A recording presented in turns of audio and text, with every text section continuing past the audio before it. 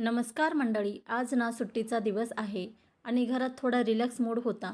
मुलांची इच्छा झाली की आई काहीतरी चटपटीत कुरकुरीत खायला दे. मग मी लगेच विचार केला घरात काय आहे आणि बघा ही केळी गावावरून विशेष आणलेली आहे.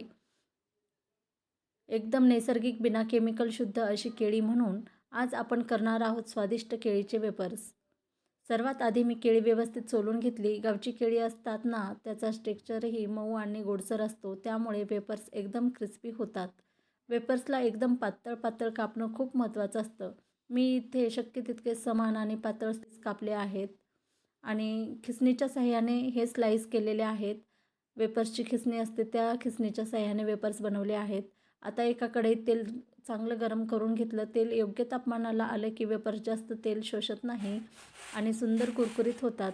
स्लाईस हळूहळू तेलात सोडले आणि ते बघा स्लिझलिंग आवाज एकदम परफेक्ट. हे वेफर्स सोनेरी रंग येईपर्यंत तळायचे. गावच्या केळीमुळे त्यांना एक वेगळीच नैसर्गिक मिठास आणि रंग येतो.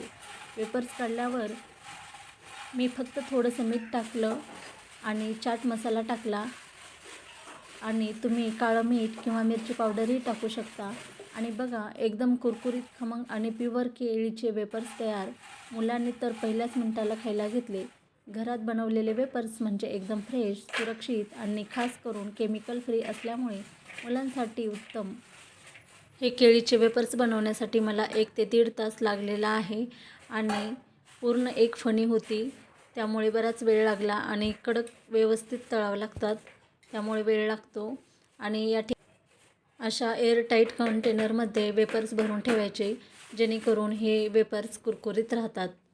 तुम्हाला जर हा व्हिडिओ आवडला असेल तर लाईक, सबस्क्राईब, शेअर करायला विसरू नका आणि पुन्हा भेटूया अशाच नवीन व्हिडिओमध्ये. धन्यवाद.